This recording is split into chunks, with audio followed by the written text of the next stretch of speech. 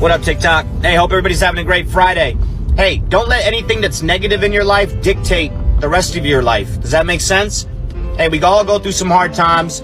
We all go through some emotional stressors, maybe at work, maybe at home, whatever it may be.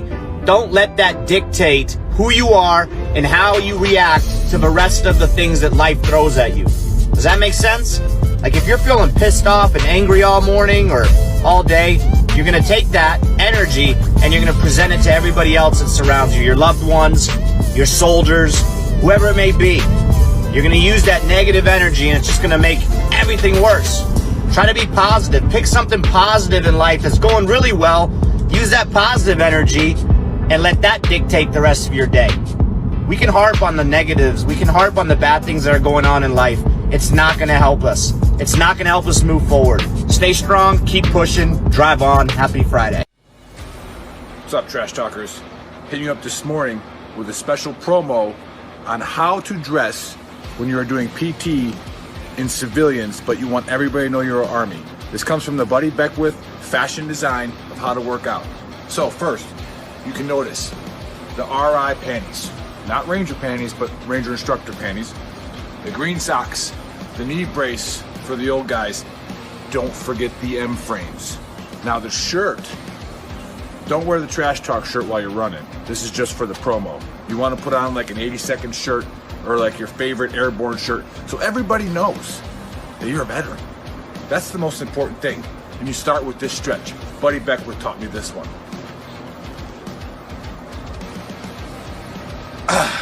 Ready to go. So, I'm walking out of the gas station and my co-worker, who's an old MP, but we still claim him, and he has engaged the man in conversation. Not much for conversation with strangers, but he's got the tab. So, as I walk by, I say airborne, and the man responds with, and I quote, "Hoorah." So, after I instructed my coworker to slash every single tire before he put the car in gear, I looked for the biggest rock. As I crow hop to throw it through his back window so he can stop posing as one of us, I actually wake up and realize that the man's ignorance had incapacitated me for a moment, and I was daydreaming. I mean, because in that moment you got two options. I chose the third option and said, "Incorrect. That's an incorrect response." And I kept walking. The man said nothing and he pulled away. So you tell me, what is it, a stolen valor thing? No Marine's gonna have an airborne tab, and no paratrooper's gonna say hidden hoorah. So you tell me, stolen valor? Hey, y'all, going to work. I left you a note on the refrigerator. I love y'all. I'm gonna go.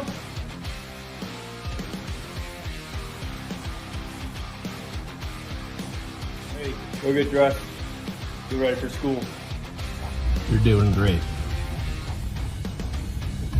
I was tooling around, tooling along. Shit! Bad guy! Stop!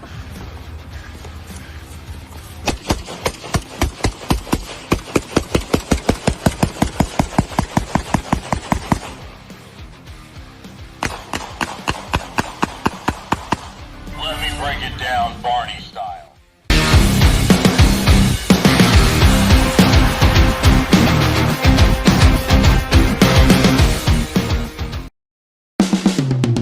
This is the Veteran Trash Talk Hour, hosted by Nick, Dave, Joe, and Buddy. Real warriors making fun of other real warriors. Try to not get triggered.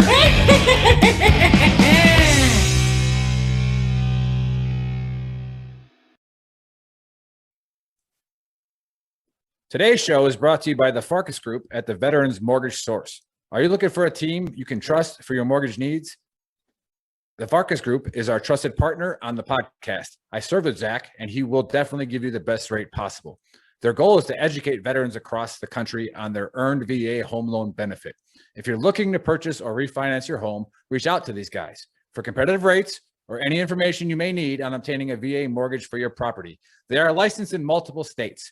If they are not licensed in the state that you live in, they will still give you the advice that you need and the rates you should be looking for. On, everybody. We are back. Welcome to episode 77 of the Trash Talk Hour. Shout out to our Bigger than sponsors, Zach Farkas with The Veterans Mortgage Source. You can check him out at Zach Farkas at bmsloans.com.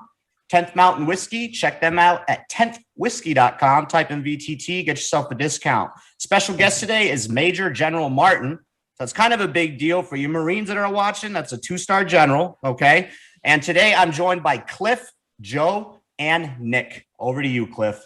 But the Marines understand it. I think it's the Navy that gets it all screwed up. The Marines, crayon eaters, I don't know if they really understand that, Nick. Yeah, you never the know. Navy gets it screwed up. I don't know if I see a Navy guy. I don't know if to salute him or like punch him. I have no idea. Aren't the Marines Navy anyway? You know, like, Yeah, like yeah. Navy is I the thought the Marines. Marines Uber. was toys for the Navy. I don't know. Yeah. What's up, Well, Cliff? Hey, I just want to say, Welcome. I hope everybody had a great, holiday season with Christmas and the New Year and everything. I know sometimes it can be a trying time for a lot of people. I just want to give a shout out to Walter Reed there in Bethesda. My 17-year-old son was wrestling December 20th and broke both bones in his forearm. Joe knows what that feels like. And he's got 4 plates and 8 screws in it. And the doctor there, Dr. Dingle, put him back together, and it was amazing. He's 3 weeks from the injury, and he doesn't even have a cast on his arm.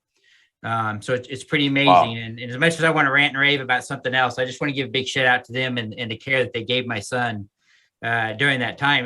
The time between he broke his arm and the surgery was 3 days. So for 3 days, his arm was broke here at the house. And then, talk about being a mental health warrior, right? That's what I talk about is the night before his surgery, we both get the stomach flu. So he's puking, I'm puking. I got to be up at 6 a.m. to take him to his COVID test came back negative. So Everything's COVID. Was it COVID? Everything's all COVID. It's all COVID. So it was a trying holiday season. He's a little upset that his wrestling season's over with, but I told him you live to fight another day. And chicks dig scars. He's got 2 big scars on both sides of his arm. So Tell them to use our war stories in the bar. It's okay. We'll give him rights to it. yeah, we'll give him a good one. So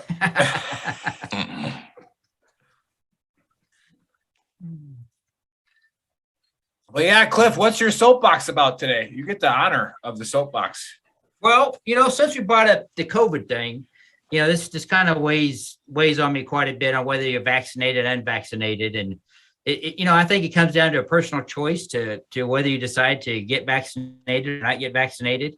And I think it should be left to that. I think the COVID thing has become so political that people are so, it's funny, right? So we can't stand in line to vote, but you can stand in line to get a COVID test, right? It just drives me nuts, the stupidity going on here, with it. And if you look at the science behind it and everything, it's just frustrating how just the science. It's just interesting how, this has morphed into what it's morphed into, and it should have never went down that road.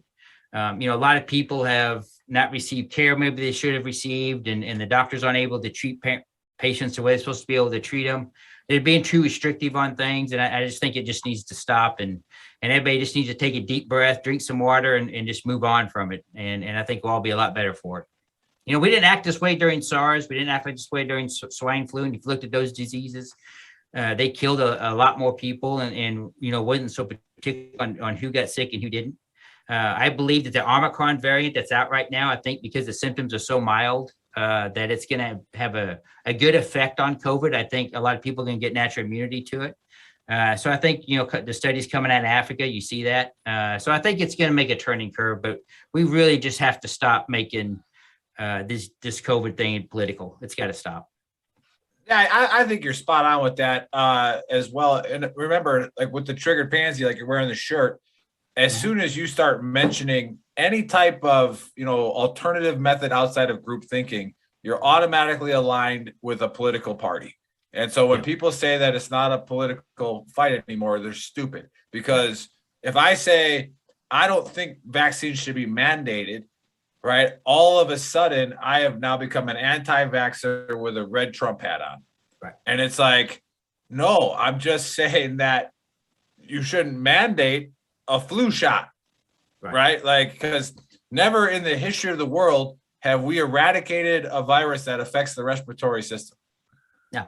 Right. Well, so constantly, it's a virus. It constantly mutates. It constantly changes. And again, so if you want to talk logically about it, without having the political affiliations, like the CDC, which I was really happy with the CDC chairwoman a couple days ago when she trashed the FDA on CBS Mornings. That was pretty funny and cool. But the CDC takes studies from all over the world, all right, and they review them, and they look at what's coming in, all the knowledge, science, right, everything coming in, and then they make recommendations. Right. Like leaders are supposed to make their decisions based off of the CDC's recommendations. It's been the biggest cop out ever that, well, the CDC said to do this. Does that mean in Dothan, Alabama? Like, does that mean in El Paso, Texas? Like, it's a different area. Right. And so, it got politicized. It was garbage. But again, the CDC came out with 2 tiers of people that should get the vaccine. Yeah. Like where they recommended I don't care what your thought is. If you're in tier 1 or tier 1 alpha, like, you should seriously think about getting it. Like, cause like if you have a comorbidity, you should think about it. I mean, right. And if there's any long-term side effects, then if you're 65 years old, do you really care? Right. Like I would rather I'd rather not die of COVID right now than maybe die of some side effect that's probably not going to happen 30 years from now, because you'll be 95. Like, even if you make it that long. So, well, and I think the whole gain of function science, I think that needs to really be looked at, and whether or not we should continue that type of science where you take a virus that, normally only infect animals and you try to see if you can get it to infect humans. I just don't understand that. Of course, I'm not a virologist, so I don't know all the great details about that. But to me, that just seems like you're playing with fire. You're playing with fire, 100%. Yeah. And that, we know that they were doing those types of studies with COVID in the Wuhan lab, and you read about that and go into the history of all that. And it just, it could have just been an accident if something happened, and that's why COVID is the way it is. But the next one, we may not be so lucky. Maybe even worse. That's right. Throw it out there. Yeah.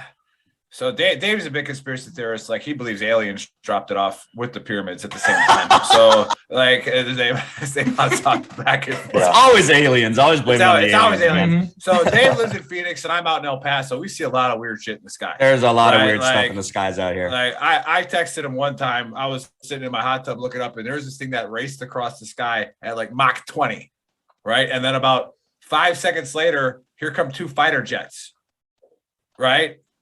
Same flight path. And I'm like, either that's like a Russian spy plane and fighter jets are going to go get it. That could be one, right? 2, it's a new NASA thing that we got going on, because NASA's all over the place. Yeah. And the fighter jets are probably just trying to escort it, but can't keep up. Or it's damn aliens. Like, it's like, the damn aliens. Damn aliens. Again. There's definitely some stuff going on out here in the desert. But the conspiracy, and I always love to poke the bear with conspiracies. Dave knows this. I go on Facebook. He calls me a Facebook terrorist.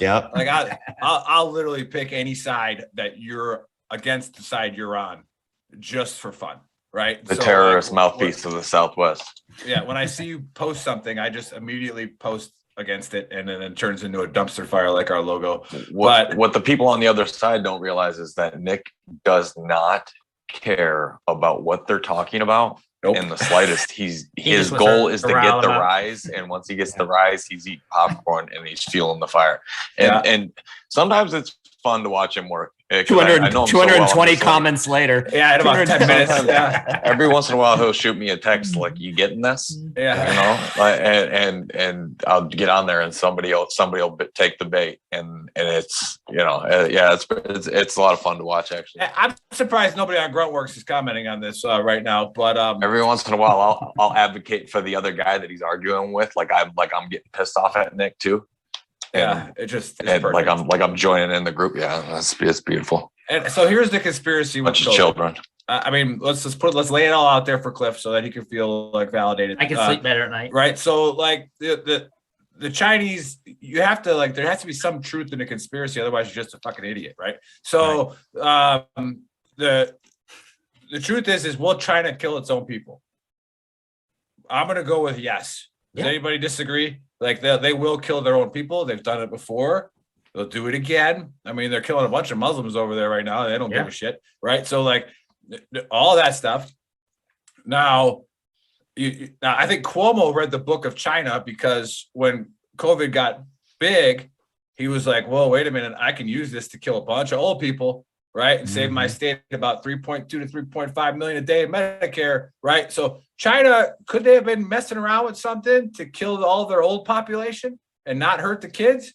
I mean, is that out of the realm of possibility? No. So then there's your conspiracy, right? There it is. Well, if you look at the early versions of COVID, who was it affecting? It was affecting the old people or the people with comorbidities. Right. Because if they were killing kids, we'd probably be at war with them right now. Right. Yeah. And it's like, or if they were killing healthy people, we'd probably be at war with them. Well, and you look at the swine flu and the bird flu and all those and SARS, it killed kids, you know. Right. And then I always ask that to people who are the mask shamers. I was like, in 2017, how come you weren't screaming for masks? All right. Look at the CDC, right? I'm not saying this is not a conspiracy. You go to the CDC website, right? They attribute 600 deaths to kids in 2017 from the flu alone, right? No other condition, right? They estimate that it was a partial condition to killing over 2,000 kids in 2017, right? COVID over the last 2.5 years has killed like 180 kids. Yeah. Like, and almost all of those kids had, you know, like leukemia or something else. Yep. And it's like, why weren't in 2017? Why weren't you screaming for masks? Like, what's any different? It's actually better now.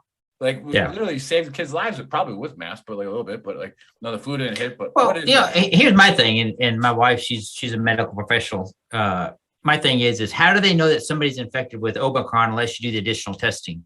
There's no way they're doing additional testing. All these people that's going out. Well, unless they do the additional testing, there's no way they're doing it. So they're just guessing it's Omicron or whatever the fucking name they're going to call it nowadays on what it is. And really, I think Omicron is just pretty much like the seasonal flu that suddenly disappeared when COVID happened. Hey, Cliff, just to carry out off what you said. Caveat. Behoove everybody to listen. Everybody to listen to this shit. That's right. I triggered him. When you gave a shout out to Walter Reed, I thought, you know, the Ann Arbor VA, I was a resident there for 5 days in December. What for, Joe? Yeah. Went in after a week worth of symptoms, went in when they got unbearable, tested positive for COVID. But all I had were flu-like symptoms, right? Yes. I was puking, running a massive fever.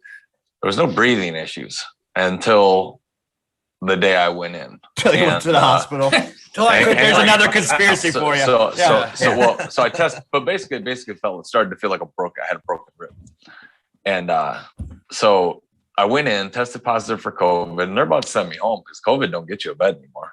Not when you walk in and you're on 2 feet and you're, you know, not according to news, but we'll go with your story. Right. Well, that's the way it goes. I'm telling you, I was getting ready to leave, and this doctor who I'd already butted heads with twice goes, I don't want you going anywhere without getting a chest X-ray because the fact that you're having trouble breathing doesn't compute as to, you know, it shouldn't be that way. So they come back 20 minutes later, and they're like, well, you know, I'll go ahead and get disgusting for a second. And I said, when you were actually vomiting, it must have been so violent that you inhaled it because you have a bacterial pneumonia infection in your lungs.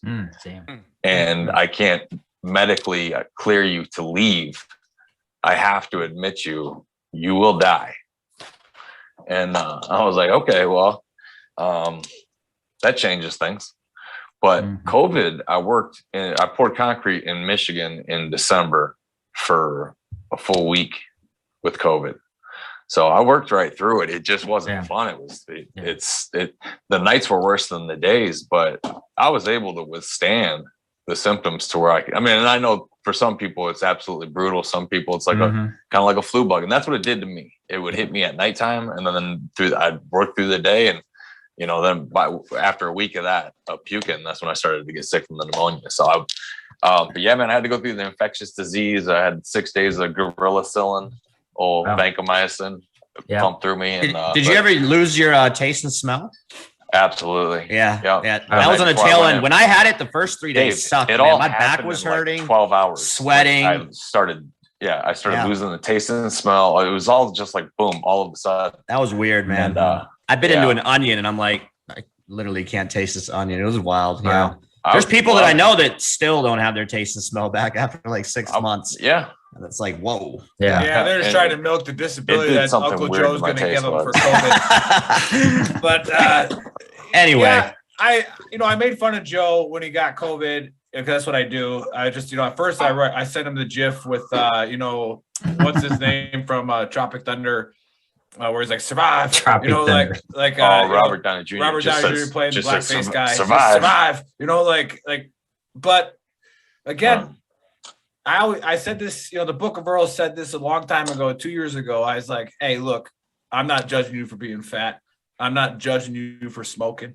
I'm not judging you for any of that shit. But guess what's going to judge you real quick? COVID. COVID will judge you. Going to judge your ass real quick for the way your health is. But let's get to our guest. Yes, that's right. Who has been Absolutely. Dumpster fire we talked about really wasn't that bad. It was good. Yeah, it wasn't that bad. If we had Buddy here, he'd probably still be running in circles yelling about something.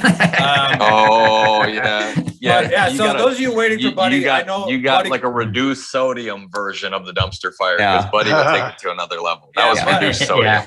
Those of you who are missing our special forces Buddy guy, I know he's a big part of the show and he's got a lot of followers, but he's too busy to join us today. Apparently the 2 weeks off for the holidays weren't enough for him. He needed 3 weeks off. I guess that's like a tab thing. Like you get an SF tab, you get the maybe the SF and the Ranger tab got him an extra week off. Do you know who I am? Yeah. So we can get into that one about when he posted that picture with his Class A's. That was funny, but we'll get into that some other show. So we have retired General, Major General Greg Martin, and when he reached out to me. Now remember, every story only needs about 10% truth. When I reached out to him and we got into a conversation, he really wanted to come on the Trash Talk Hour to discuss why his grades weren't good enough to get branched infantry. And so that was the first I've ever heard of something like that. So I was like, what do you mean? And it's like, well, they only take the smartest guys and they put them in the infantry. I unfortunately had to go a different direction, but he made the best out of it. Well, welcome to the show, sir. Yeah, Thank you.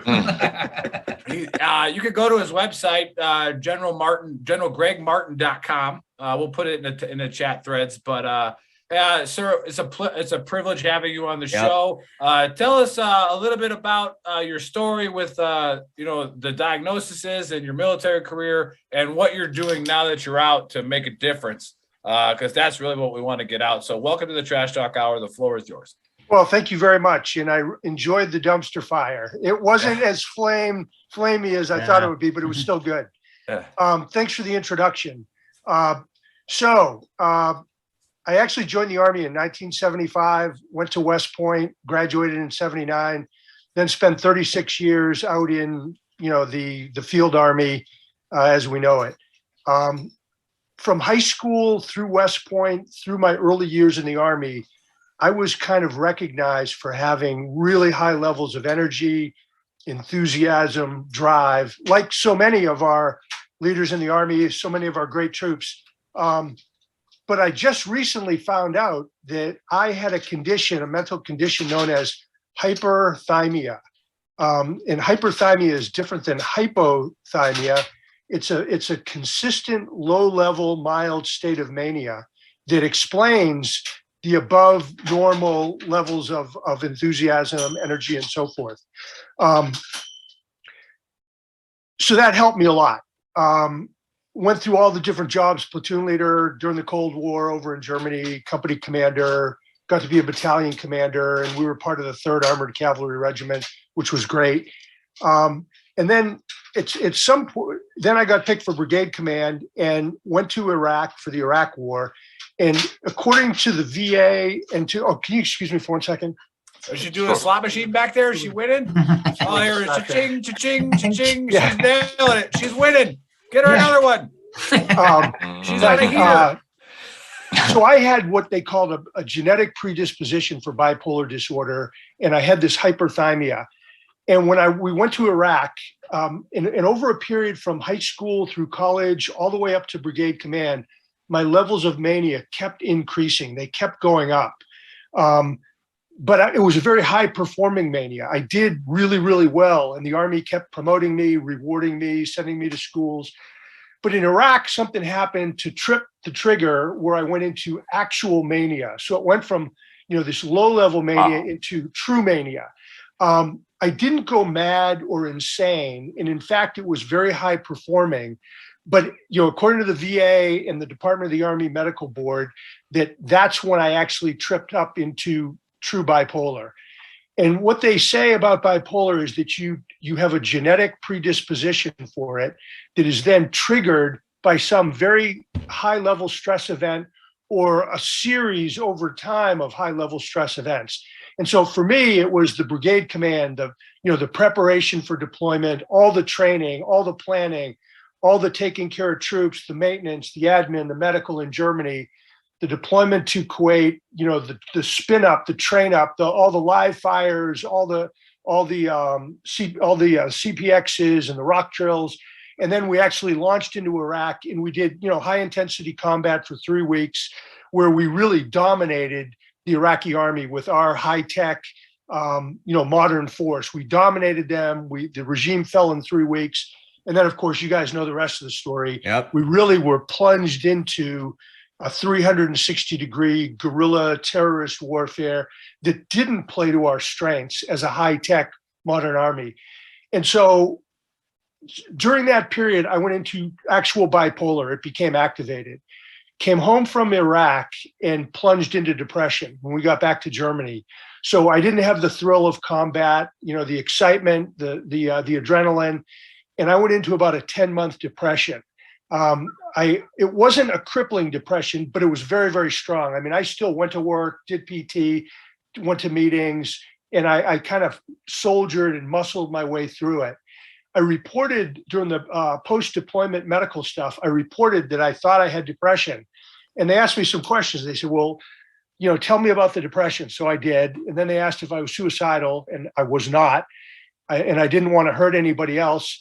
And they said, well, what do you do to deal with it? I said, well, I try to think happy thoughts. I try to do extra intense PT. I think about, I play music that makes me happy. I recite Bible verses that give me power. And I drink a lot after duty. I'm drinking more and more alcohol. And they said, well, we would advise you to back off the alcohol, but everything else, you're doing great. You're fine. Just go back to work. You're fine. But I wasn't fine. I was in the first full up-down cycle of bipolar, which over the next 11 years would become acute and, force me to retire earlier from the Army than I expected. And so I went from brigade command, I got promoted to 1-star general, 2-star general. I went from, one tough job to a harder job with more pressure, more demands to transform the organization, make it leaner, faster, better, with less money, and I'm working consistently for very high speed 4-star generals who were all great leaders who I loved working for. But over that period of time with the two, Iraq, Afghanistan going strong, each of my positions had a direct supporting role, like countering IEDs as an engineer or developing new strategies for the war. So I was really engaged in the wars, even though I wasn't necessarily on the ground fighting them as a direct combatant. And then more and more general officers presided every funeral. And so I had every funeral. I can still remember the faces of every one of the soldiers I buried, every one of the mothers and wives that I handed the flag to. I remember the hometown environment. I remember the soldiers from the 101st or the 10th Mountain or the 82nd or the Ranger Regiment who were there, the squad, the platoon, who were part of that, funeral event that would usually last a few days. And so the combination of the bipolar getting higher highs and lower lows, the survivor's guilt that I had, the PTSD, the anxiety, and then a real political disillusionment with particularly Iraq, because, we were there in the early days. We didn't get the troops that we should have had to properly fight the war and secure the borders. It just didn't happen, despite, the 4 stars requesting it and advising for it. Once we were in Iraq and we didn't have enough troops, we knew terrorists and Iranian militias were streaming in across the borders. our plan to secure the country was to put the disbanded Iraqi army, the defeated army, back to work, pay them a fair wage, and give them the mission to secure their own country. But our government disbanded permanently the Iraqi army, who then 400,000 of those guys, who all had guns and were all trained, they became a 400,000 man army to fight us. And they hated us because we broke our word to put them back to work. And then we did the deep debathification, which basically looked across the government, the society, the economy, school teachers, garbage men, police officers, firemen. And if you had any direct affiliation with the Ba'ath Party, which was pretty much everybody, if you wanted a job under Saddam, you had to register for the party. They were all ineligible for employment, no matter what it was. So the country imploded.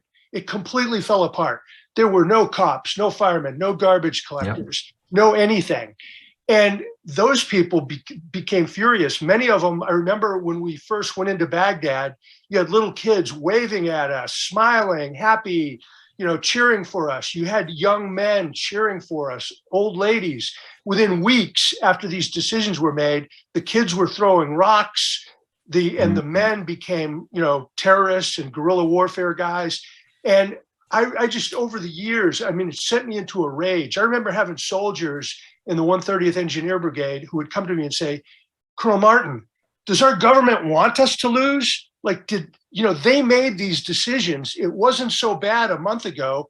Now we're getting hit with IEDs. We're getting ambushed. We're getting hit with rocket attacks. We're getting hit with snipers. The suicide bombing is starting to come alive. It wasn't that big at first, but it became big. And over a period of years, as more and more of our troops started getting killed and maimed and coming home, with body parts torn off, horrible burns, and, visiting those troops in Walter Reed and other places. And then two of my own sons were on active duty, and, they both served they served in infantry and special forces.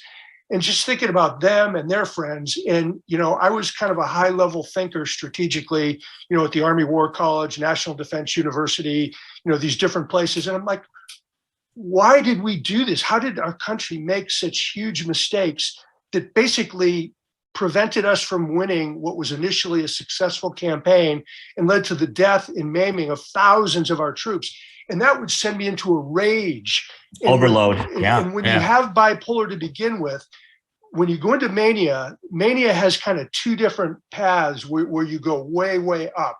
One is this happy, elevated, enthusiastic, bubbly type of mood. Productive one. It's productive. The other one is mean, angry, rage, paranoia.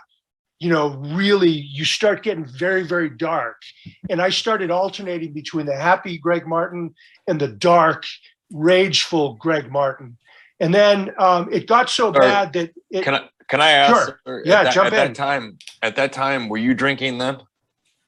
I never drank during duty hours or when I was deployed. But at that period in your life, like when you were going through that. Okay, so when you would have like a day where you kind of have a darker day, you drank. Yes. Would that exacerbate it? Spell that word. Yes, it I can't do it, Nick. You can't use words you can't spell, Joe. All right. That's not fair. We cover this all the time. Sorry, falafel. All right. What's interesting with both mania and depression, both conditions make you want to drink more because it's self-medication and it makes you feel better. But once you get past that initial feel good, it makes you worse. Yeah. So it makes the mania worse, it makes the depression worse, and it makes you want to drink more. So it's a vicious kind of vortex. It's a cycle, that you start falling into. And I fell into that, very, very strongly. And it also has real negative effects on your sleep habits. And when you start sleeping less, your mania and depression get worse. And then you sleep less. And it's just a downward spiral that takes you to really, really bad places. Ultimately, it affected my job. And I started getting really bad between 2010 and 2012 when I was commandant of the Army War College. And I really had time to think about strategy. And that's what we teach to senior officers. But I rotated out before people could really put their finger on how bad I was. I mean, I was in bad shape, alternating between mania and depression, but then I was gone. I left. And, one of the things about having these mental illnesses as a senior officer is you rotate between jobs so quickly. Every year or two, you're in a new job. It takes a while, and you're given this big mission to transform things. So almost immediately when you go in, you are in a state of warfare with the civilian bureaucrats who are trying to keep it the way it is. And it spirals up. And people they start noticing odd, strange, unusual behavior. But before they can really identify it and report it and get their head around it, boom, you're on to another assignment, which happened to me. And then in 2012, I went to National Defense University. I was working for the chairman of the Joint Chiefs of Staff. We're in DC, and it's the highest educational school in DOD. And I went into this thing working so like UTEP, so like University of Texas El Paso, about the same equivalent. Yes, okay. Exactly. Just want to make sure. We'll use that for later. Nick has tabbed at the Yale of the Southwest. So Yale of Southwest, it's where I go. So it's I'm just saying, I'm trying to give the audience like a correlation. Obviously, there you go. That's an unofficial title, not necessarily real. Not real, but it's kind of getting stick. Sorry to interrupt you, but go ahead. But so I went into that job at National Defense University, 2012 to 2014, and my boss was the chairman, General 4-star Martin Dempsey, who was a wonderful guy. I had known him. I had actually been one of his battalion commanders of the 5th Engineers when he commanded 3rd Armored Cavalry Regiment. And I worked for him or with him or around him, multiple times over the next 17 years. And, he had picked me for these different hard jobs and said, Greg, I need you to go in and transform the place. You're a transformational leader. Again, make them better, faster, cheaper, better ideas, more entrepreneurial, more innovative. And oh, by the way, I'm going to cut your budget 25%, and I'm going to cut your workforce. I want to make it easy for you. And Dempsey's a wonderful guy. He's a great Irishman. I worked with him. Yeah, he sings Irish songs, and he does. Good personality. And so when he picked me to go to NDU, he said, Greg, same thing, same mission, same playbook. What are your questions? I said, sir, I have no questions. I know exactly what you want me to do. Boom, I hit the ground running in a state of near full-blown mania. Oof. And I was described as the TRADOC commander. He said, NDU, get ready. There's a Cat 5 hurricane coming your way. You better put up the hurricane warning signs. And everybody took that as kind of a joke when I was leaving the Army War College. But think about what he said. I mean, a hurricane is no joke. I mean, I live in Florida now. They destroy people and stuff. Yeah. And so the fact that he described me as a hurricane is kind of dangerous and scary, even though he meant it kind in a positive way. Yeah. Somewhat. Because I hit NDU literally like a Cat 4, Cat 5 hurricane, and my chain of command loved it. They were cheering, and because I was going in there, grabbing the bull by the horns and trying to change things for the better, to better support our troops in combat, et cetera. But over time, I got in such a battle with the bureaucracy and the civilian leaders that my mania just revved up until finally, and then of course it was interspersed with periods of depression. And my depressions would typically only last hours or days, and then boom, I'd be right back up into mania. But I mean, I was talking faster and faster. My ideas were going like wildfire. I couldn't stay on time. I couldn't show up to meetings on time. Meetings ran over. I did new innovative things without getting, even telling the chairman about. I started getting less and less sleep, more and more alcohol. I started showing up at work with my gym clothes on instead of the Class B uniform or Class A. And people would say, sir, the uniform regulation says, as a member of the Joint Staff, you're supposed to be in Class B uniform. I said, yeah, I think better in PTs, and I would grab civilians. That. Yeah, that's awesome. Yeah, I did too. Yeah. What is PT though? Yeah. I would grab civilians and say, hey, let's go on a power walk meeting. And I'd take them and we'd go power walking around Fort McNair, and I'd run these, just boom, boom, boom, change this, change that, do this, do that. I started going out on late night bike rides around Washington, D.C., where I would take off at midnight because I wasn't sleeping anyway. And I would ride through the streets of DC around the monuments, and I would have hallucinations that I levitated up on my bike and was flying over the monuments, and I could look down and see Greg Martin pedaling down below. I started getting a shorter and shorter temper. It started getting dangerous to where cops started looking at me. I used to go hang around down at National Stadium, which was close to my house. And, the cops started looking at me really weirdly and funny, like they saw something wrong. And I almost got arrested more than once. What else? Other things that happened. I started spending money. I was going to ask. I mean, you were just riding your bike. What else was going on there, sir? But he was naked. He was levitating. They frown upon that. But I started. What was it? I started spending money like crazy. Started giving away huge amounts of money to religious organizations, charitable organizations, without talking to my wife. Who for years talk. It's you go to the website, you can buy anything you want. Okay, buy the whole store. So, and then I would go to meetings with 3- and 4-star generals, and I would like bang the table and yell and demand changes in the Army and the joint structure and strategy and stuff like that. People are looking at me like I'm crazy. I would walk into the lecture halls of the students at NDU and take over and start lecturing and interrupt the speaker. And over a period in the spring, you were a tornado. You were on fire. I was out of control. So hurricane, Dave. Yeah, hurricane. So by about the spring of 2014, and I describe all this in some of my articles in my forthcoming book, but about the spring of 2014, I was so out of control, dozens and dozens, if not hundreds of complaints started coming into the chairman saying, we think this guy's lost it. We love him. He's got a great personality. He's got more energy than anybody we've ever seen. We agree with many of the changes he's trying to put in place. But something isn't right. He's lost it. He appears to have gone mad. He appears to be insane. And they gave examples. But interestingly, other than a couple of medical doctors who were stationed at NDU, no one knew the symptoms of mania. So no one could look at me and determine this guy is demonstrating manic behaviors. And that's something we got to train everybody in, is how to see what they are. But anyway, the chairman got all these reports. He did a big assessment to figure out what truth was, because he was shocked, because he only knew me as the really squared away Greg Martin.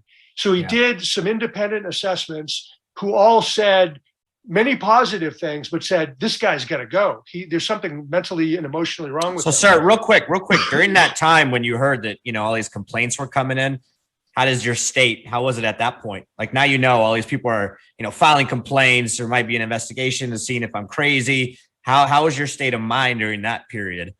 I was completely, because remember, my bipolar was unknown, undetected, undiagnosed from 2003 to 2014. Right. So I didn't know I had bipolar. I didn't know I had gone insane. I just believed it was disgruntled bureaucrats, people. I was paranoid. I thought people were out to get me arrested, to get me fired, because they didn't want to change. And that they were against doing the hard changes to make the military a better institution. I really, really, really believe that. That's wild. I thought they were spying on me. They were counting the number of beer and whiskey containers in my trash every day. So I really believe that. Yeah. So that's just to put that in perspective. That is insane. Just to know. Well, I guess it's part of his insanity. I want to caveat something. Caveat. Yeah, but I worked in joint staffs. I worked with General Dempsey. I worked with General Frakely, and when you get into those big bureaucrat institutions, and I worked at National Guard Bureau. I've been at the Pentagon. The eccentric civilian population, when you come in and you start making too many changes too quick, they don't like it. And they will fight behind your back to try to destroy you, to keep you from making those changes. So everything the general's saying, I would say probably about 50% of it is people being vindictive against him. And some of it's because of his behavior and what was going on with him. But when you go into those big organizations and you try to make change, and even me and it's kind of like a common thing is what you're saying, right? Yeah. And you see it, and they're all the ones that stay there the whole time. And they say, well, this guy's only being here for 2 years, 3 years. They'll fight you behind your back, but they're just waiting for you to leave, and they just flip things right back to where it was. Yeah. Hey, I will piggyback off of that caveat, so it'll be able to behoove everybody to listen. Yeah. Beautiful. But so, hey, General Martin, like, again, I don't know how many times you come on shows with a bunch of master sergeants, but we always we don't warrant officer. Yeah, one warrant officer. You're a guest, but no, he's part of the family now. You're a National Guard, right? Doesn't count. You're a guard. It's kind of weekend warriors, Yeah. No, I was Title 10 Guard. But anytime we get like a political thing going on here, or hey, we need to stand up for this guy, stand up for that guy, or this general shouldn't get fired, or this colonel, whatever. We always say, we don't care about the colonel. We don't care about the general. Where was the E5? Where was the E6? Mm-hmm. Who was there to actually know what was going on? Mhm. That's the person who ultimately was the break and why something bad happened. Not necessarily their fault, but they were the break of why we couldn't stop it or get ahead of it. And so we're always looking in, right? We're as a good NCO should is like, I don't like he's gonna come up with his mission. That's cool. Like we'll execute that. But we gotta find out like why is this a problem, anyways, right? Inside of our formation. Yeah. With that, somebody made a comment saying, like Lieutenant Colonel Schiller, that whole thing. When we got into that, and it's not a Gruntworks comment about, hey, because he was arguing, but he did his differently. He was on social media and he was a battalion commander for basic training, right? But how? Two questions here on this. What I was saying, did you have any battle buddies that pulled you aside ever and did the hard thing, which Dave always gets mad at me for, about being blunt and honest of, hey, what you're doing is wrong. Like, or, hey, nobody's going to listen to you acting like that. Or did you have any battle buddies that kind of helped you realize some of the stuff was true? And then also, what was it like? I can only imagine, because I always got kicked out of meetings for not being happy with it, and For being Nick. Kick first sergeant out. All right, first sergeant just going to make this meeting go 5 hours if we let him talk. So like they kick him out. What was that reaction when you got 4 stars around and you're pounding the table? Like, I would assume that this, like, hey, somebody like after the meeting, like, ask if he's okay, right? Like something like that. Did anybody ever step up and do that for you? A little bit over time. Like one of those examples I just gave you, the meeting was actually being run by a panel of colonels, and there was a bunch of civilians and senior ranking generals in the room. I distinctly recall a couple of the 4 stars. They first looked over at me and sort of looked at me for a little bit just to see, is it, like, I'm thinking they're looking at me like, is this for real? Is this guy for real? And they knew me from the past. And then they both kind of turned their head away from me and sort of body language kind of tilted the other way, which was a signal of resistance that they weren't listening and they thought I had gone over the edge. And they probably said something afterwards to the moderators of the meeting, like, hey, what's going on with Mark? Mute that baby, Joe. Mute that baby. Joe, shut that baby up. But so that was that one. They kind of just looked away, but no one ever said anything directly to me. Kind of sad, sir. That's kind of sad. Yeah. Yeah. Go ahead. I didn't mean to interrupt you, but if I saw that with Nick or Joe, or I think that was a lot to do with where your position is, sir. I think that's I think it's harder to approach somebody, and I understand what Nick's saying is your peers, but the higher you climb, the less of those you have, and somebody trying to look up and make that comment, that's going to take some guts. Yeah. So I think a lot of it has to do with the rank you were holding, and it made it a little bit harder to approach it. That's a valid point. Yeah, and we appreciate Whereas your we take each passion, other behind the too, woodshed like, as E5s and E6s. Like, dude, I'm gonna smack the shit out of you. Like, you're screwing your career up. Like, I could see Nick or Dave being like, man, don't do that again. We'll lay hands on you. You know, Yeah, that's sad. Because it is. It's kind of disheartening to know. And then you were dealing with everything. And then, all right. But anyway, back to you, sir. It just kind of blew my mind because we've had many situations where Nick would be like, Dave, you good? Or Joe, you good? You know, especially in combat, we saw a lot of stuff. Yeah. And you could tell if somebody was down. It's like, hey, maybe you shouldn't go out the wire today, man. Like we went through a lot yesterday. Just stay back. Or, dude, you're acting a little funny. You're acting a little weird. What's up, man? Let's talk. And it's that brotherhood. And you know, we took care of each other. But especially in your position when you're dealing with all that high level of stress and then everybody just kind of turns their back. It's kind of disheartening, sir, you know, but I love how you're very, nature of the beast. Yeah. So, but back to you, sir. Yeah, I would say I did have like a regular set meeting with the Vice Chief of Staff of the Army, all the joint guys in DC, all the joint commanders would come in for a meeting with the Vice to get updates on what was happening in the Department of the Army. And I do remember two different Vices saying, okay, calm down, Greg. Like when I would give my brief about NDU, they say, okay, calm down. Mm-hmm. And which, you know, so, but nobody associated the excess enthusiasm, energy, drive, excitement with mania. They just saw it as part of my personality, that I was like a really high energy guy that was getting great results. I did have, you know, each year I got a different aide de camp at, who all happened to be naval aviators, great guys. And I did have one during the year that I was really manic. And he's like, hey, sir, you feeling okay? Are you doing okay, sir? You feeling all right? And again, he was identifying something wrong, but he didn't know what it was. And of course, when you're in a state of mania, you believe you're the smartest, best, most high performing person in the world. Maybe that's what I have. And and so that's me every day.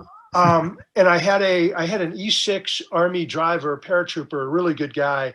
Naturally. He would ask me, and but he had his own problems. Like I saved him from getting arrested for a drinking problem. And so he was like really grateful to me, but he would ask me, hey, sir, you okay? You doing all right? Is everything okay? How are things at home? How are things with Mrs. Martin? So he was seeing indicators, but he couldn't put his finger on what it was. Yeah. And nobody, the reason, here's why people didn't do more. And first off, as a general, it does get quite lonely in terms of battle buddies. Yes, like in this job, I didn't have a sergeant major because sergeant majors in a lot of these jobs, you don't have one. And my subordinates were 1-star generals and SESs, senior civilians. And I did have in one assignment a senior civilian woman who, she said, hey, sir, I want to talk to you in private. Close the door. And she said, hey, I don't think you're getting enough sleep. You're falling asleep in meetings. You're not keeping track of the content. You seem lost when people are explaining stuff. You seem like you're either uninterested, you don't grasp it, or you fall asleep. And I'm seeing that I'm getting emails from you at midnight, and you're sending out dozens of emails to hundreds of people. All these taskings. And she's like, I think there's something wrong. Yeah, I think you need to go get checked for. She thought it was a sleeping disorder, which I got checked for sleep disorders a couple of times, and I did have one. So I have sleep apnea and a sleeping machine and all that. But she was one who was very courageous and bold and came in and talked to me. Good for her. Yeah. Most people, though, they don't know what they're seeing, so they don't really know what the problem is. Second, they don't have kind of the courage is a bad word to use because they are courageous people, but they feel too uncomfortable to command. Oh yeah, because of the rank and everything. Yeah. Well, thirdly, another thing is because it borderlines the behavior, because it borderlines and they don't really know you as a person outside of the job. They're not necessarily a personal friend because the behavior is borderline and it's not like gonna make the 5 o'clock news. They don't know, is that just the way he is? Is he just a little high strung? Well, and he brought up another good point. Whereas the people that know you would be like, that's not him. That's not the way he acts. Yeah. And that's what I was going to say real quick is the people that know you, maybe, I don't want to transition because you're obviously talking up to everything that occurred, but like, what about your family? Like, close friends maybe, or, buddies that were, even your spouse, like, did they see anything, or was it just normal you waking up early in the morning, going to do PT, minus the crazy bike rides at night? But in general, like, did anybody else in your personal circle, inner circle outside of the military notice any of this behavior? So people that had known me for a long time and had continuous exposure to me, such as my wife and kids, they saw events and episodes that caused concern and alarm, but nothing that would paint the picture of a larger pattern that would indicate bipolar disorder, until I was at the end, when General Dempsey, essentially removed me from command. So nobody saw that. My wife writes a piece in the book, and she said she would describe it as being like a frog in a pot of water that you put a flame under, and you don't feel the heat until the pot is over, it's bubbling over and you're boiled to death. So it wasn't until the end that she started really getting concerned about my anger, my rage, my lack of sleep, my drinking, my volatility, my paranoia. And then the religious delusions. I mean, thinking that I was seeing the Holy Spirit. I started singing, praying, speaking in tongues, started going to, more than half a dozen religious events per week, to include, Catholic masses, evangelical masses, Pentecostal services. I was going to say, you sound like a Pentecostal. It was, I was religiously out of control, which is a hallmark of mania. Again, religiosity, extreme religiosity, where I felt like I was an apostle on mission from God. I had this grandiose sense of self that I was transforming into for God, that I was on a mission from him. So she started getting concerned and started talking to more people to find out what's going on. What was going on? Yeah. Is he okay? How is he doing at work? But at that point, everything came together. And the chairman made the decision he needed to remove me from the crucible of NDU, because the university was suffering badly. I was going the wrong direction, and he really cared about me. So as really a great commander, he looked at the situation and he said, man, there's something wrong with Martin. I don't know what it is, but he needs to go. Otherwise he's gonna die trying to transform this place, which is what I asked him to do. The university's going down the tubes because of all the dissent and the dissension and the chaos. And he needs to go. I need to give him an order to go get a mental health exam. So he did. It was about the middle of July. He called me in, and I didn't know when I got called in, again, visions of grandeur. I didn't know if he was going to promote me to 3-star general, if he was going to extend me for a few more years, if he was going to give me a huge pat on the back and an impact medal for all I had done, or if he was going to fire me. Because I knew that all these complaints had gone in, and there was an assessment and an investigation, about me. So I didn't know what was going to happen. But I walk in the door, and he the chairman's office, and he walks across the room, and he gives me a big hug, and he says, Greg, I love you like a brother, but your time at NDU is done. Yeah. You have until 1,700 hours today to resign, or I'll fire you and relieve you from command. Oh. And he said, by the way, you have done an unbelievable job. I give you an A+ grade. You've done the most, you've done mission impossible. As a quarterback, you've taken the ball from the end zone into the red zone, but I need a new quarterback. And then he talked a little more. He asked me for my perspective, and I pretty much told him, I said, hey, sir, I've done everything you wanted me to do, plus more. The civilian bureaucracy has turned against me, as they did in all these previous jobs, which you're aware of, because you saw what happened at Fort Leonard Wood, the Army War College, and here again at NDU. It's the same playbook. I said, if you just leave me in there, I'll get it done. I've got a few more bad apples to weed out, get rid of, and I'll have everything fixed. And he said, no. He said, you're not going to win this battle. I've seen this before. This movie ends really badly. And you're like in Gulliver's Travel, you're like the Gulliver pinned down, and the little midgets, the little tiny people are stabbing spears in you, and you are not going to win this fight. So I'm going to get you out of there, and you're going to go see the psychiatrist and find out what's going on. And then he said, so what do you think about that? And I said, well, and I was so manic. I said, well, this is God's will. This is just one small step. God's pulling me out of NDU and he's going to give me a bigger, more profound job. I'm going to transform more things. I'm going to go to bigger places. And so anyway, the Army took me back from the Joint Staff and they gave me kind of a soft landing job. They asked me, they said, do you want to retire in 30 days?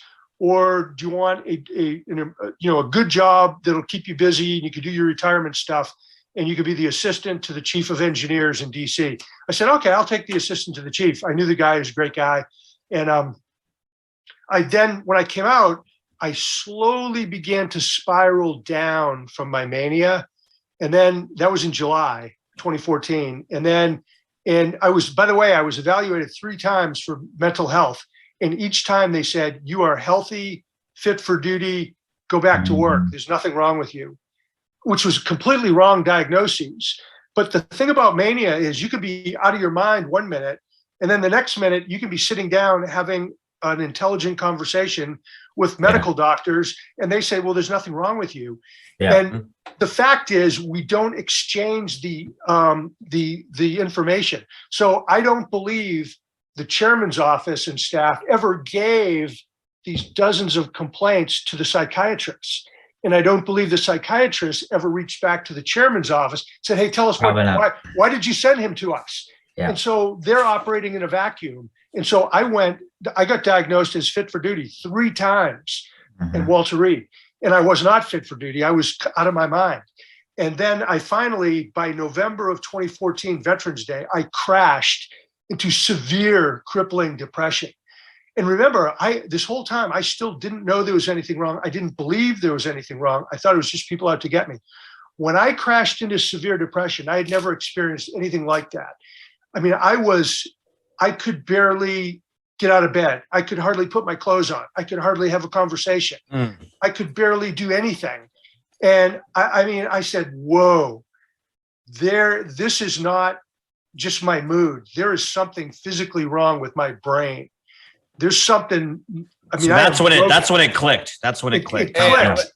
And I got my a young captain who was my XO at the Corps of Engineers. My wife got a hold of him. He came over to quarters and he got me into Walter Reed. And when they put the pieces together of what had happened at NDU and my description of depression and then seeing me in the state I was in, they said, aha, bipolar disorder, type 1, which means mostly manic with depression as well, plus the paranoia, which is part of bipolar. And they said, you have bipolar disorder. And at that moment, I said, I got it. I believe you. I believe there's something wrong with me. Let's fix it. How do I get better? And then I was in a 2-year battle for my life. I mean, my depression got worse. My psychosis got worse. I went into a period where I was absolutely terrified that there was a conspiracy to arrest me, put me in jail, where I would be horribly abused, stabbed to death, bleed to death in a puddle of my own blood. And that tape ran through my mind continuously. I had, visions and voices that some power outside my body would crash me head on into an 18-wheeler truck and obliterate me. I had visions that this force would grab me and throw me under the wheels of an 18-wheel truck, basically tear me apart. And this went on for, the better part of 2 years. And I was in crippled depression. I retired from the Army. I moved to our house in New Hampshire. I could barely carry on a conversation. It was about as bad as you could get. So I was essentially crippling depression, terrifying psychosis, and all that stuff. Finally, a friend of mine, a friend from the Army, a retired colonel who was from the medical corps, he worked with my wife to get me into the VA.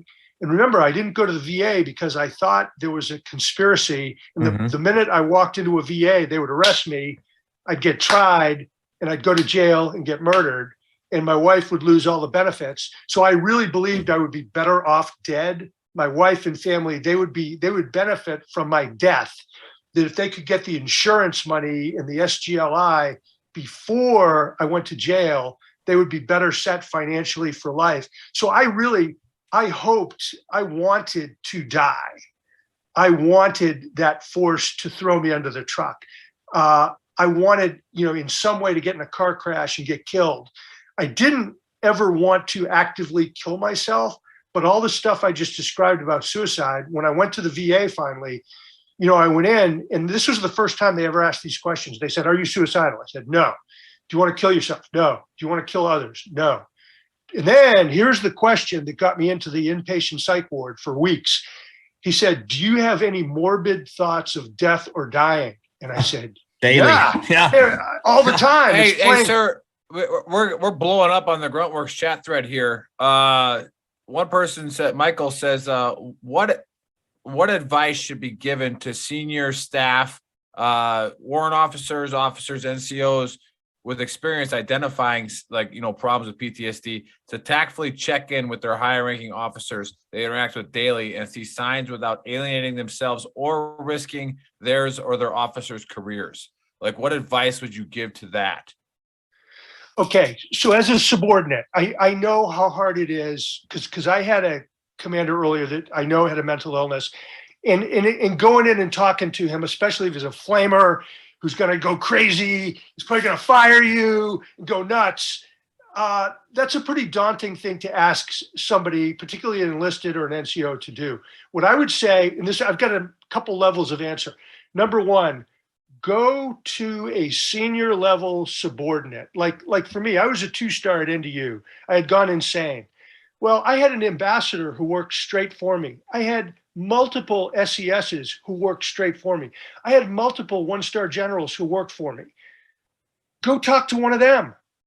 I mean, what does an ambassador have to lose by telling a 1-star or a 2-star, "Hey, we're worried about your health"? She outranked me anyway. She was a 3-star equivalent, but happened to work for me in this structure. What does an SES have to lose? There's nothing a 2-star general can do to an SES unless they break the law. So I would say go into one of the senior level subordinates and have a heart-to-heart talk and say, "Hi, I'm really, really concerned." And then let them carry the water into the senior ranking commander. Another option that's a pretty good one is I lived on General's Row at Fort McNair, Washington, D.C. So 15 generals in a row from 1-star to 4-star. I mean, there were 2 4-star generals on that street.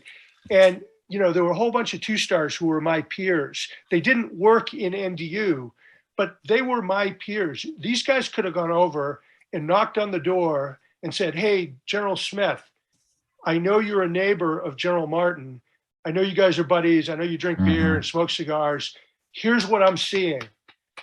Would you go talk to him, or maybe talk to General Dempsey, or go talk to his wife?"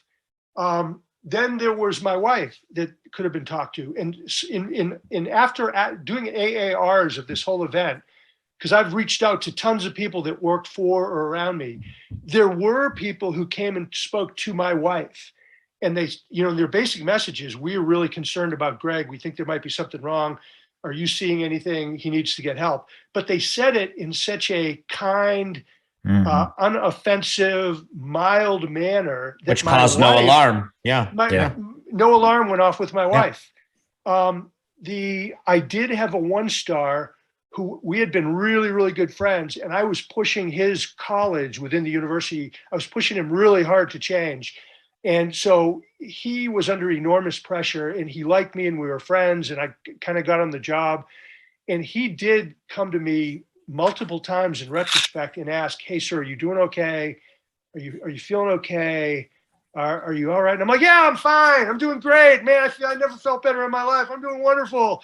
And, I know you have a hard job, and changing your college is really difficult, and you have huge resistance, and you got a bunch of guerrilla warfare going on down there, but stay strong. We will win."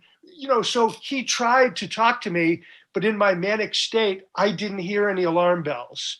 And again, I had an enlisted aide who was an E6. I had a driver who was an E6, both very good guys, very loyal to me. I know they tried to talk to me, but it fell on totally deaf ears. Wow, that's actually scary on a different level, because the actual vice or the actual ailment that they're trying to discuss with you is the culprit for why you can't hear them. Right. Oh yeah. That's dangerous. I would say there's okay. So those are the immediate answers I would give. But systemically, and I'm hoping there's some policy makers out there from the Army and the bigger, Joint Force community. I mean, we have to take and look at mental health equal to physical fitness. I mean, we do PT 5 days a week. We do preventive maintenance checks and services on our equipment. We do it every single day. Then we do weekly, we do monthly, semi-annually, annually. We need to look at the brain, which is the most critical weapon system that we have. We're going to take care of it and inspect it and talk about it and learn how to maintain it and see the warning signs. So then we got to train people. I think the military, the Army, I think since 9/11, we've gotten better on mental health stuff. Like we train people now on PTSD, on depression, on suicide risk, but I don't think there's any training on mania. God knows how many people in the military have some currently have it. Yeah. And are going through the same thing. I mean, because that temperament on like a crazy Lance Corporal in the Marines or the E4 that nobody wants to fight, that kind of attitude is very easily disguised by he's just young and guys a little bit wild, and that's the way he is. I mean, it's very easily explained away at that age too. I would say not only is it explained away, it's rewarded. So the crazier I got from West Point to 2-star general, the more revved up I got, the more I was rewarded and praised and promoted and given tougher jobs because of my pre-bipolar and my actual bipolar condition. I was rewarded for it. The other thing we need to do is have a system where everybody has a battle buddy, including 4-star generals, who the battle buddy, part of their portfolio to look at is mental health. And we train them on what are the indicators. And then that battle buddy can have an open, frank conversation with their battle buddy. And if there's a problem, they should be able to go get some level of mental health evaluation without it being in their medical records. Because that's the fear. That's the fear a lot of times, is getting that into your medical records, promotions, all that good stuff. It's a big fear. But I like that. I would like that approach. Go ahead, sir. We've had medical officers on our show that said, he's a retired colonel, and he came on here and said that he had to flag people, when he was a young major. Yeah. He said he had to flag people who, like, senior officers that came in and saw mental health. Like, he was ordered to flag those people. Yeah. Like, and all of a sudden now, when that, obviously the rumors start going out, and now these senior officers aren't going to mental health because, well, shit, they're going to flag me, and there goes my career, and then we even had, like I said, we had John Wayne on here, old John Wayne Troxel, and he said the hardest 15-foot walk was into Secretary of State's, Secretary of Defense's office, General Mattis, and say, I need to take a break. Yeah. Like, I got to take a break or something bad's going to happen to me, my family, something, and like, so it is amazing. And then, like I said, the chat's blowing up here. And I personally, on this side as well, I personally have had tremendous support with mental health in my career. I know, maybe it's because I was more honest about it. I don't know. Maybe it had nothing to do with me. Maybe I just had great, support in my chain of command, where they were like, yeah, man, you need to take a week. Yeah. And it's like, come back stronger. All right. Let us know if it worked. Go see somebody. Yada, yada. Do what you got to do. That's a positive change we've seen in the military. Is back when I was had my issue in 2002, they didn't do that. Right. We've talked about that many times coming back from deployments back then, and you fill out your, PHA. It's a check mark. And it's like, no, have you seen dead bodies? No. Do you have nightmares? No. In the meantime, you're going through nightmares. You already have depression. No, because you're fearful. Just want to go home. And the first time I went to a doctor for my PTSD. It's coached. Like, bro, we didn't see any of that. No. Well, then I got what Dave's saying got reinforced after I got blown up in 2007. Yeah. I failed that, like, TBI test. TBI was a new thing back then, and like the NFL was helping study it and all that kind of stuff. And they were like, hey, you got to go see this doctor. And I'm like, well, whatever, like I go in there and I'm like, they're like, hey, first thing they asked me, do you want to stay in the Army? And I was like, it was a young lady. And I was like, yes, ma'am, I do. Like, I'm ready to go back over there and shoot some more of these motherfuckers, and it's like, they're like, well, then we're going to classify this as redeployment stress headaches. And that's what's got you, so that's what went in my record, is that I had redeployment stress, not TBI at first. Yeah. Right. Not because TBI didn't exist then. Right. But now that I think about it, and then when I officially get out, I got more medical stories of where it's like, whoa, you guys, either you were trying to help me or you were being super like unethical. Yeah. One of the, or both, like, hey, let's keep this young guy in, but we have to lie. Yeah. As opposed to telling the truth and getting the young guy some help, and making sure like that's not going but there's other things going on. Dave, you can launch it after that. Yeah, there's just some stuff in the chat. Monica says, General, I salute your candor and vulnerability. Sharing your personal mental health journey is amazing to us, and thank you. And then talking about this as a commanding officer is the greatest thing ever. Hopefully people that are watching, can get some help after listening to this. So yeah. There's a couple people on here. Of course, the Stone Vets wants to know if have you tried any natural remedies to any of this? That's what he wants to hear.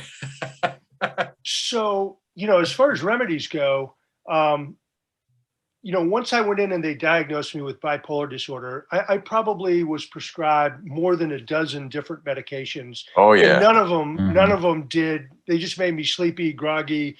They didn't do anything to improve it. I just kept getting worse. But it was almost 2 years after I was diagnosed, they finally made the decision. When my wife put her foot down in August of 2016, after I had been an inpatient at the VA and done all kinds of things, I did 14 rounds of electroconvulsive therapy at the VA, where they put electric shocks in your brain. And I was willing to do anything to get better. But finally, my wife in the summer of 2016 said, you got to try something stronger and different. So they made the jump to lithium, and it was amazing. Within less than a week, I felt better. I felt like my old self, and I haven't had a bad day in 5.5 years since I took lithium. And interestingly enough, going back to natural remedies, lithium is a natural element from the earth. It's on the chemical periodic tables. It's a chemical element, Li3, and it's categorized as either a salt or a metal. It's a metal, yeah, right? Yeah. And then it's the same stuff they make lithium batteries out of, but they process it differently, obviously. And one is a mood stabilizer, well, maybe not. A battery. Oh, yeah. I appreciate you saying that, sir. Because we do have Marines that watch us, so don't eat batteries. Yeah, exactly. We got to put that disclaimer out there. Yeah. So, and again, like I said, I've had great support in my pain management, where I went to my pain management doc and I said, hey, look, I was like, you guys have me on Valium and for the pain and all this, it's like, it's heroin, and I'm like, and I was like, and yet I'm still deployable. I'm like, you're giving me heroin and I'm deployable. I was like, but I when I wake up in the middle of the night, I don't know where I am. Yeah. I'm sweating. I'm wandering around. I was like, and then other things. And like I said, I've talked about before, but like it constipated me. Right. And so then now your mood and everything is just getting destroyed. Oh, and by the way, there's soldiers under you. And it's like, now you're fighting all these other things. And then with the responsibility that you have. And so I asked my pain management guy, I go, is there anything natural you can give me that can stop this? And without going too much into it, because I'm still active, but yeah, they have transitioned me off of the major pharmaceutical bad stuff and onto some natural stuff. And I'm a unicorn in the Army. I'm getting, I'm getting drohibinol sent to me, from the Army. It's a cancer drug to the Army, and it's like, but that pain management guy's like, yeah, you're not, you need, this will help you more. Have you tried Botox too? Yeah. Yeah. Botox. Botox in the head. I'm getting Botox on Monday. I get it in my back. It's great. They won't do it in my face, but they'll do it in my back. But it's great. Yeah. I've heard they do it in my head. Works for a lot. Yeah. I've heard that works for a lot of people. The headaches, Botox for the headaches. Yeah. But that opiate constipation is a legitimate condition that they have medicine for. Literally, give you more medicine. Another designer drug just for opiate constipation. Yeah, we talked to the Stone Vet. But and when they throw, but the pills thing, that's an avenue I've been down as far as the mental health side and pain management side. And I'll tell you right now, I'm in a state where it's legal. I'm not in anymore. And it was a beautiful thing to look at my VA doctor and be like, yeah, we can do this urinalysis. It will be hot for THC, probably up until the point where I stop breathing. Because I dumped out a shopping bag full of pills for a plant about that big, a couple times a day, and that's it. So it's legal. There is a huge amount of veterans, and 60 Minutes, I believe, did a story about it. But the guy literally moved to Colorado because he was like, "Look, it's the only place it's legal, and I can't do with the VAs." And I'm not here to shit on the VA, Yeah, we don't do that. But if you don't advocate for your problem with the VA, you're going to get lost in the paperwork and in the shuffle. They are too overextended. They're working with a skeleton crew. You have to be your own advocate. You have to be like, hey man, this doesn't freaking work. I'm not accepting this. And Joe, this is a good plug in. Go ahead. Sorry, I'll let you finish. Sorry, you can't. What? No, you're fine. No, but if you don't advocate, hey, that medicine's doing the X, Y, and Z, and I'm not willing to accept that. So if you don't do that stuff, they're just going to keep giving you the same shit. But go ahead. Yeah, it's a good plug into, again, the community at Veteran Trash Talk, and then with Gruntworks now as well. Some people are commenting about like the Band-Aids and stuff like that, the drinking, the drugs. The pills, self-medication.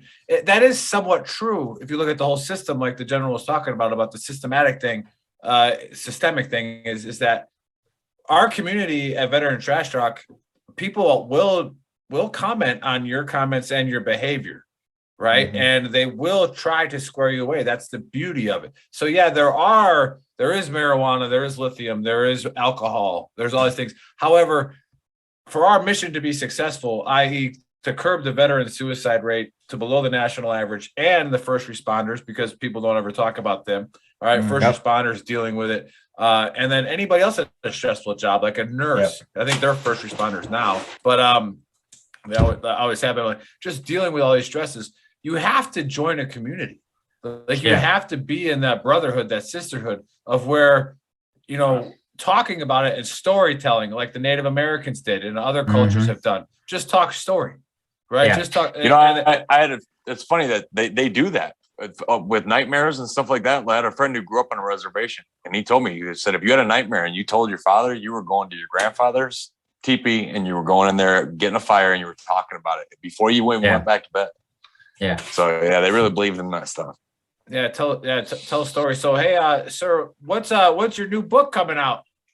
What's it called? Okay, so the tentative name Day in the Life. Yeah, tentative name of the book is Battling Bipolar: A General's Forever War with Mental Illness. So kind of a long title, but that's it. Hopefully it'll come out this year in 2022. I finished the manuscript about a year ago, but it's hard to get it published. And so I'm working with a book agent who's going to help me get it published. Hey, sir, real quick. Sir, go ahead, Cliff. Yeah, sorry. Hey, I'm working too. My book's getting ready to get published. So if that falls through, I got a company that really works really well, and they've been really spot on with everything, sir. So if you need help in that direction, if you need anything, just feel free to give me a call. I can make sure Nick can give you my contact information as you go through, because I'm going through the same thing too. My book will probably come out towards the end of this year, but the company we use have been really spot on. So, sir, now that Cliff's done stealing your thunder, I'll perambulate. Yeah. Oh, you got a book too, Cliff. I'm trying to help. Nice. I was trying to help. They call that in master resiliency training as a conversation hijacker. I'm messing with you, Cliff. What are these cells? 8x8? Ours are 9x9. Yeah, no big deal. No. But I had to bust his chops a little bit. But that's okay. Oh damn it! And I lost. Now you forgot it, but that's right. I was gonna say something. Oh hey, no, I was gonna say because you mentioned bipolar in the title, and I was gonna ask you if you watch mixed martial arts, or if you're a UFC fan or Pride, or if that's your thing or not. There's a announcer that has announced, his name is Mauro Ranallo. He's announced Floyd Mayweather. Do you know of his story? Yeah, I read his article, and I think I saw a movie on him, a documentary. Yeah, his documentary, Bipolar Rock and Roller, is crazy. Like, he called the Manny Pacquiao Floyd Mayweather fight. Like, he is everybody's heard his voice, but it was the crazy thing was, like, after the show, he called the biggest boxing match in the world at the time, Pacquiao Mayweather. He was sitting in his room because they were filming him, and he was just crucifying himself, his performance, like rewatching. And he's like, all these people are saying, and it was like a true look at what he's like. And he's like, I'm sick of all these compliments, man. They're full of shit. I sound terrible. Like, and he was just ripped. And it was like, wow, man, it's a real look at what that's like. Yeah. And how he manages it. But that was what he would do, is sit and watch his performances and rip. And he's one of the best voices in the sport, if not the best. And he's never good enough. And it's like, man, that must be exhausting chasing. Yeah. Hey, when your book comes out, so you gotta come back on, and then we'll talk about the book as well. But you got to the perks of our deal. You got to send us the free copy so we can read it. Of course. Well, if there's pictures in it, Joe can read it. 17 pages of pictures in here. Did you guys know that? So hey, give us the last word of what you were going to say, and what your mission is going forward, and any way we can help, and then Dave can shut us down. Sure. One thing I just want to mention, another reason why people below me and on the sides didn't come and talk to me about my mental illness was a lot of people told me afterwards in my own AARs and interviews, they said, Joe Martin, we really liked you. You were a great commander. We loved working for you. You were a great guy. You were exciting to be around. And so we didn't want to see you get hurt by a mental health diagnosis. I just thought I'd throw that out to you. Wow. The other big systemic thing that I think has to happen, I think all senior officers from colonel and above need to have a confidant or a battle buddy or someone who they come in routinely once a month, once a quarter, and just give a brutally honest back brief on what they're seeing in the leader, good, bad, or indifferent. And the leader has to make a promise that they won't punish them or harm them in any way for being honest and telling them bad news. Okay, so what's going on with me? I started taking lithium August of 2016, moved to Cocoa Beach, Florida, kind of rebuilt my life. And I have found a new career where I am a mental wellness warrior. I've got different little networks of people that we work on this stuff. I'm really a full-time mental health advocate, reading, speaking, writing, etc. My mission, my life mission is, quote, sharing my bipolar story to help stop the stigma and save lives. Yeah. And when I talk about my story, I include service and success, crisis, recovery, new life, and then lessons learned. Like a lot of my articles have lessons learned. My vision is that everybody who is fighting some kind of mental illness or mental health disorder, that they will go get medical treatment without stigma being a barrier. In other words, stigma is the biggest barrier to getting help on any of this stuff. And so we got to get rid of the stigma because it's stupid and it makes no sense. Because, I mean, mental illness and mental health disorders are physiologically real, just like cancer, heart disease, diabetes. It's not the person's fault. It's not because they lack character or have a lack of willpower. So we need to get rid of that stupid stigma, and people need to go get help. Beautiful. Join a team. That's what we're doing. I love that. Sir. Hey, consider me part of your team, your network. Sure, but the absolutely. other thing I about already do. battling mental health disorders, it should be seen not as a stigma, but as a heroic cause. Think about women battling breast cancer. 50 years ago, that was a stigma. It was shameful. It was embarrassing. People didn't talk about it. Yeah. Today, I mean, pro athletes wear pink shoes. Yeah, the and NFL's all pink. And, a woman fighting breast cancer is held up as a hero, a heroine. I mean, it should be seen as the same way.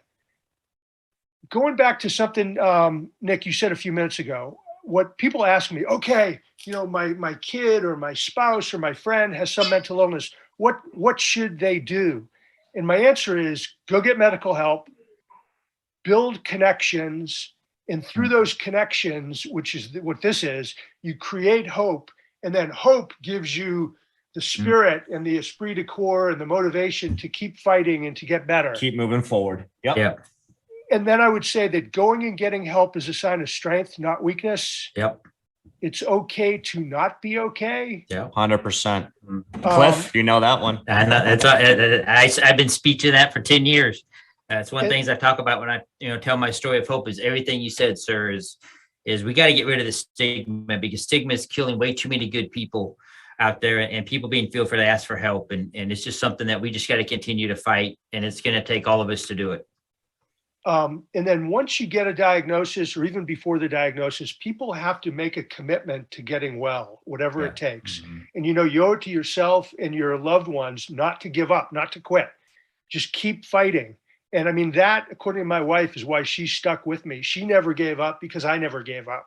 Because it's really easy for a spouse to walk away when somebody's as screwed up as I was. I do think society needs to improve and expand mental health and associated research. Yes. I talked earlier, everyone needs to be trained in how to identify the basic symptoms of mental health disorders, just the way we do physical first aid. Mm-hmm. Stop the bleeding, put on a tourniquet, etc. Yeah. And then I think this idea of total fitness, mind, body, spirit, plenty of sleep, diet, water, low stress, which is hard in the military, avoiding agitation and anger, of little to no alcohol or bad drugs, that this stuff can help stave off mental illness in the first place, and they're really key to recovery.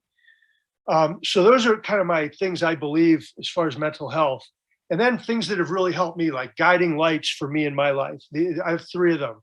One is this idea of serving a cause greater than self. I think now this whole mental health thing is a cause way bigger than me. I mean, I could have retired and played golf or, gotten some job, but I mean, I don't make a penny, and I'm doing a lot of good for, the bigger, human race. And I try, I don't want to be over religious or anything, but I try to do it for the glory of God, which is what I believe in. And then the second thing is, love fully, love other people as yourself, and, love God. And then finally, the way my wife and I try to live is every day we go out there into the world and we say, okay, I'm going to make a friend and I'm going to be a friend.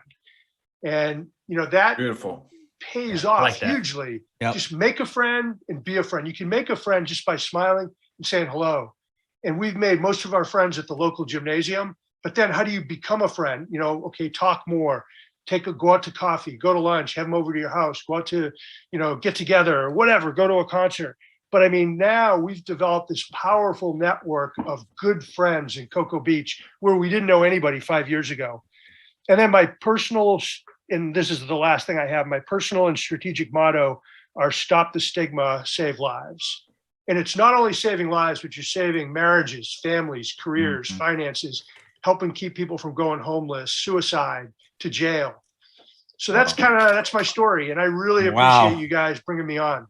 No, and I thank you so much for being here, sir. Yeah, and I tried to tell you, in the text thread, which is hard. It's like we're not a typical podcast where it's all Q&A. It's just we talk story, and we give each other shit. We have fun with each other, and the chat thread goes on and all that stuff. And I don't want to open up a can of worms either, because we're gonna shut it down and go enjoy our Saturdays. But there's also that personal responsibility to where, as a leader, that's something that also probably should be in a policy change, to where it's like, it's okay to go mental health, and it's not going to ruin your career, but it will delay it a couple of years. And again, if you look at it, if you're an actual leader, you should be okay with that. You should be like, if I still want to lead men and women into combat, then I might need to take a year break, get some health. I might not make general or colonel or sergeant major as fast. It's like, but then again, are you really leading guys into combat at that point in time? Not really, right? But now you're shaping the entire strategic level and all that kind of stuff. And it's like, it should be in policy, like, hey, if you need a year break for mental health, this is what we're going to do with you. This is what the track is going to be, but it's out there.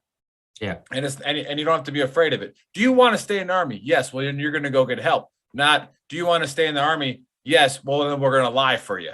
Right. It's like that's what needs to change. Yeah. Because like I could give you an MRI, but they'll probably kick you out. Right. Nick, I know you're dealing with maybe something I need very near and dear and personal on that level, and I won't say anything further, but that is a real problem. Yeah. So, all right. Hey, we appreciate having you on. I know the chat thread's been blowing up. It's been great. It's awesome. Awesome. We really appreciate you. This was some amazing conversation. Especially coming from somebody that was in your position as a 2-star general. You know, we've had a lot of enlisted guys. We've had officers on here, but talking about the mental health aspect at that level, you know, and it was a little disheartening at times. It had me going because I'm like, wow, the help that you didn't receive and stuff. Whereas in the NCO Corps, at least at our level, we're going to help a brother out, you know, when we're serving. So really, thank you for the candid discussion. Thank you for being vulnerable, like just literally letting it all out and saying, this is who I am. This is what I went through. Was just amazing and definitely touching, sir. And we really look forward to this book. We're going to blast it on all of our social media outlets and everything. Everybody in the chat is saying, great show. Thank you for sharing, sir. We salute you, all this good stuff. So for anybody that's watching right now, if you tuned in late, make sure you go check us out on YouTube later, Spotify, Apple Music, Apple Podcasts. I think there's some other stuff out there. Who knows? The nerds know. Yep. Go to veterantrashtalk.com. Okay. That has all the links to all the places that you can watch and listen. Go to gruntworksclothing.com. They have some awesome merch as well. Shop.veterantrashtalk.com. We have our merch. Okay. Happy Saturday. Phenomenal show. Thanks again, sir. And we're going to have you back on when the book comes out. Love y'all. We'll talk to you next week. Thank you. Thanks.